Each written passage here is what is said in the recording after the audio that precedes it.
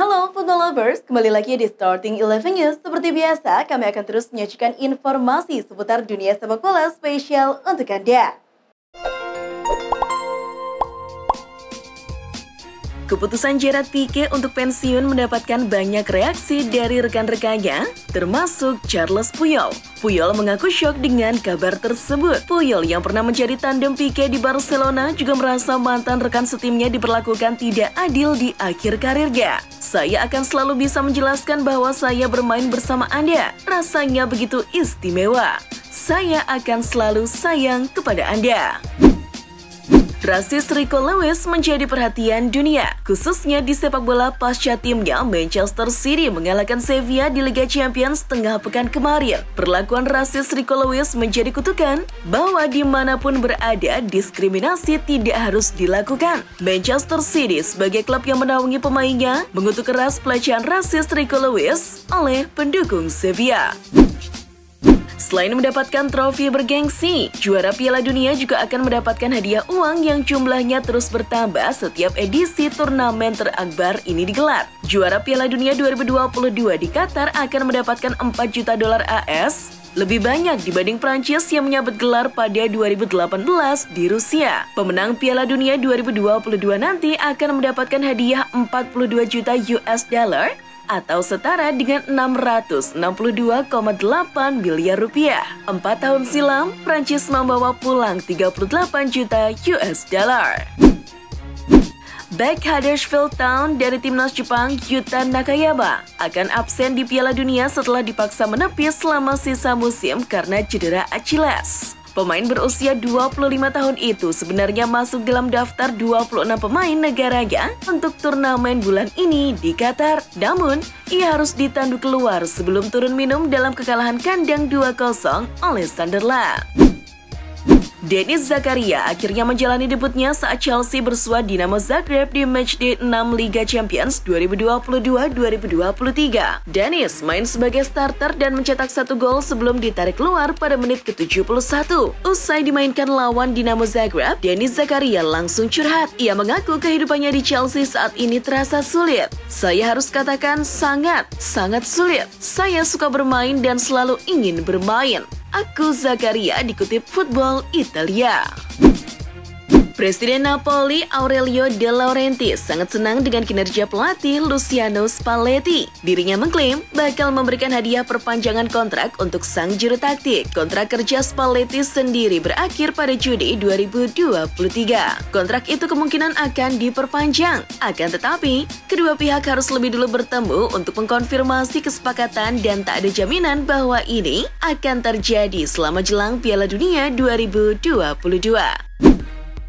Kiper Paris Saint-Germain, Gianluigi Donnarumma, mengaku tidak tahu timnya hanya mampu finish di urutan kedua grup H Liga Champions. Dia mengaku baru tahu usai keluar laga. Meskipun PSG berhasil mengalahkan Juventus, tim besutan Christophe Galtier harus puas cuma berstatus sebagai runner-up dalam langkahnya ke babak 16 besar. The Parisian disalip Benfica meski sama-sama mengoleksi 14 poin, yang finish sebagai juara grup setelah menang telak atas Maccabi Haifa 6-1.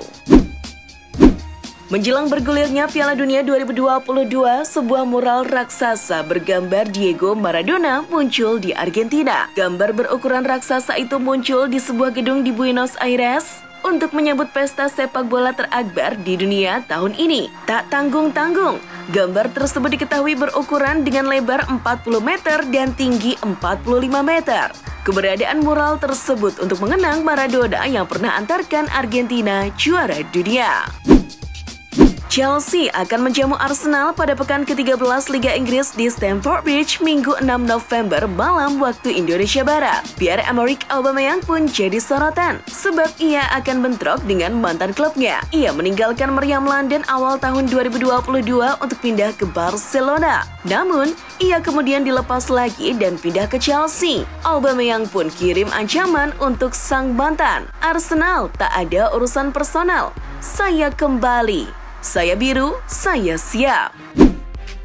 Sejak 9 Oktober, Paulo Dybala sudah menepi karena cedera hamstring. Sampai saat ini belum ada tanda-tanda Dybala bakal bermain untuk Roma di sisa pertandingan sebelum jeda Piala Dunia 2022. Itu artinya 42 hari sudah dilewati Dybala di ruang perawatan. Kondisi ini jelas membahayakan untuk Dybala terkait peluangnya tampil di Piala Dunia 2022. Sebab pelatih Argentina Lionel Scaloni sudah memberikan ultimatum kepada Dybala dan para pemain lainnya. Jika mereka ingin tampil di Piala Dunia, maka tidak boleh datang dalam kondisi cedera dan harus siap main sejak laga pertama.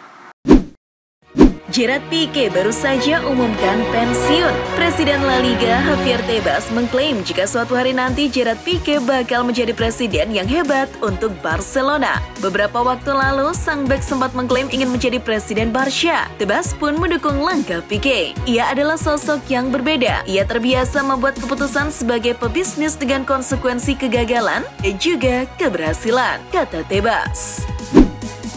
Pelatih Manchester City Pep Guardiola mengkonfirmasi kondisi terbaru penyerang Erling Haaland menjelang duel versus Fulham Sabtu 5 November malam waktu Indonesia Barat nanti. Guardiola mengklaim Haaland sudah jauh lebih baik dan siap diturunkan lawan Fulham. Sebelumnya, Haaland mengalami cedera saat memperkuat Manchester City melawan bekas klub lamanya, yakni Borussia Dortmund pada matchday kelima Liga Champions tengah pekan lalu. Pemain muda Manchester United Facundo Pellistri baru-baru ini membeberkan sifat asli Cristiano Ronaldo. Ia menyebut bahwa pemberitaan mengenai Ronaldo sejauh ini jauh dari fakta yang sebenarnya. Seperti diketahui, narasi yang berkembang sejauh ini adalah Ronaldo sosok yang egois dan juga sombong. Pellistri menyebut bahwa meski berstatus sebagai pemain bintang, Ronaldo bukanlah sosok yang seperti itu. Ronaldo menurut Pellistri adalah sosok yang hangat dan perhatian, bahkan kepada pemain-pemain muda seperti dirinya. Toni Kroos sudah memastikan pensiun dari kancah sepak bola internasional sejak Juli 2021.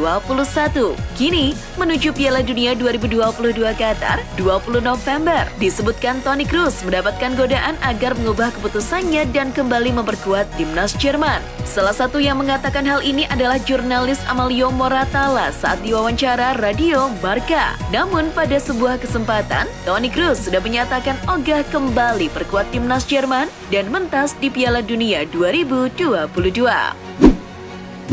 Dalam konferensi pers perdananya sebagai manajer Aston Villa, Unai Emery membeberkan target besar yang ingin ia raih. Ia mengaku ingin membawa Villa memenangkan trofi juara dan juga bermain di Eropa. Akan tetapi, Emery menegaskan kedua mimpi itu belum menjadi prioritasnya sekarang ini. Ia menegaskan bahwa prioritasnya saat ini membenahi performa Aston Villa yang lagi terseok-seok. FIFA telah menulis surat kepada 32 peserta Piala Dunia 2022. Mereka mendesak tim untuk fokus pada turnamen di Qatar dan tidak menjadi bagian dari kampanye tentang moralitas dan menyeret sepak bola ke dalam setiap pertempuran ideologis atau politik yang ada. Infantino juga menegaskan bahwa semua orang akan diterima di Qatar terlepas dari suku, latar belakang, agama, jenis kelamin, orientasi seksual, dan juga negara asal. Pelatih Chelsea Graham Potter meminta Pierre-Emerick Aubameyang tetap mencetak gol meski menghadapi Arsenal sebagai mantan klubnya saat kedua tim bertemu di Liga Inggris akhir pekan ini. Saya mengerti berita utama tentang dia karena ini adalah Arsenal dan ada narasi di sekitar itu. Saya pikir dia menantikan pertandingan itu dan dia bersemangat untuk itu. Dia cukup normal dari apa yang saya lihat, kata Potter. Dilansir Football Italia, Napoli berpotensi menggait bek kiri veteran Jordi Alba yang bisa jadi meninggalkan Barcelona pada bursa transfer Januari 2023 mendatang. Pemain berusia 33 tahun telah kesulitan mendapatkan menit bermain pada musim ini dengan pelatih Xavi Hernandez hanya memainkannya dalam 648 menit pada total 10 pertandingan di La Liga dan juga Liga Champions. Kabar baik didapatkan Manchester United setelah ada kabar bahwa Atletico Madrid siap melego pemain yang mereka incar, yakni Joao Felix. Kabar itu diklaim oleh Cadena SER. Media itu menyebut bahwa Atletico ingin melego Felix karena butuh dana demi memperkuat skuad asuhan Diego Simeone tersebut. Jurnalis Fabrizio Romano menyebut United memang tertarik untuk memboyong pemain 22 tahun tersebut. MU disebutnya sudah mengamati Felix saat masih di Benfica. Zlatan Ibrahimovic telah memberikan pesan kepada bomber Manchester City Erling Haaland agar tidak termakan oleh ego manajernya Pep Guardiola. Ibra menyebut, Guardiola punya kelakuan buruk yang harus diwaspadai. Sebagai informasi, Ibra pernah berselisih dengan Guardiola ketika mereka bersama-sama di Barcelona. Selain memberi peringatan, Ibrahimovic sendiri sangat memuji kualitas yang dimiliki oleh Haaland. Penyebab Gerard Pique pensiun mendadak menurut Xavi Hernandez. Xavi mengungkapkan Pique sejatinya merasa kekurangan menit bermain akhir-akhir ini. Selain itu, Pique juga merasa perannya sudah tergantikan oleh para pemain muda di klub maupun timnas Spanyol. Oleh sebab itu, ia sadar diri dan akhirnya membuat keputusan pensiun. Pelatih 42 tahun itu menegaskan keputusan tidak memberikan menit yang banyak kepada Pique sudah dibicarakan sejak awal dengan sang bek. Sergio Ramos dan Lionel Messi kini terlihat akrab ketika keduanya memperkuat Paris Saint-Germain. Padahal, sebelum satu tim, Ramos dan Messi kerap terlibat pertikaian. Momen itu terjadi saat Ramos di Real Madrid, sementara Messi memperkuat Barcelona. Kini, Ramos mengungkapkan bahwa hubungannya dengan Messi saat ini luar biasa. Kami punya tujuan yang sama untuk memenangi banyak gelar bersama PSG, ucap Ramos. Manchester United gagal menjadi juara grup L Liga Eropa 2022-2023. Menariknya, mega bintang MU Cristiano Ronaldo kemudian mendapatkan ejekan dari maskot Real Sociedad, seolah mengejek CR7. Seusai pertandingan, maskot Real Sociedad itu melakukan selebrasi siu khas Ronaldo di depan tribun belakang gawang. Momen ini lantas disambut antusias oleh para pendukung Sociedad.